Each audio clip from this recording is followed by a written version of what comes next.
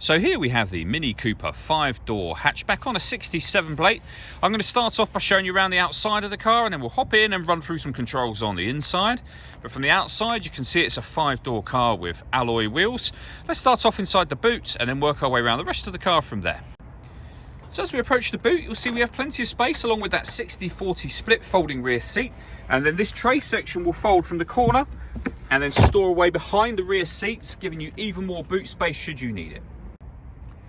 Okay, so we're just going to work our way back round to the front of the car and then we'll hop in and run through some controls on the inside. But now that we've done a full circle of it, you can see it's in excellent condition the whole way round. Just briefly before we climb in, I think as well we're seeing the interior from this exterior point of view. You get half leather seats. There's plenty to run through on the dashboard, so let's hop in and we'll do that right now. Okay, now they're inside the car, we're going to start with the dials. On the left-hand side, we have the rev counter, we have the speedometer in the middle, and on the right-hand side, the fuel gauge. Also in the middle, you can see the total miles for this car, which are 17,802. The information displayed above that can be changed by pressing a button on the end of the indicator stalk. For various bits of trip computer and fuel economy information, you can have, should you wish to, a digital readout for the speedometer that you can see being displayed now. If we back out to the steering wheel, on the left-hand side, we have cruise control and speed limiter. And on the right-hand side, stereo and phone controls, including voice activation for the phone. You won't be able to use your phone controls until such time as you pair the phone up. And that is done over on the central screen just here, under the telephone heading, and then follow instructions from there. All the movement that I'm making on the screen is all being done using this dial here and this collection of buttons. Essentially, you can do everything from this dial. So, for example, we can turn it till we get to navigation. We can push the button down to enter that navigation menu. We can push it down again if you want to look at the map. As you can see, it's a really nice, clear system, very, very easy system to use as well. And you can go back a step to the main menu. When it comes to the radio in this car, you'll see we have FM, AM, and DAB available to us. And if you want to listen to your own music, you can do that under the multimedia heading.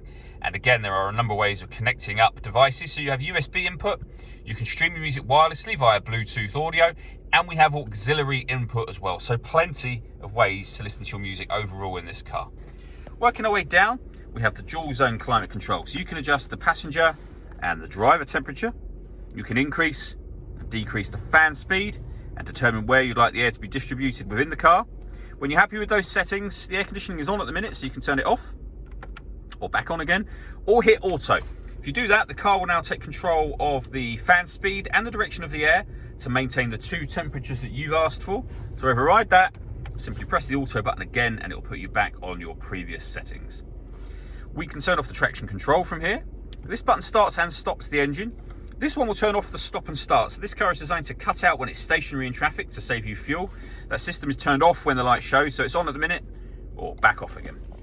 Underneath that, we have a 12-volt charging socket as well as the USB and auxiliary inputs, a 6-speed manual gearbox, and then the buttons that I went through just a moment ago.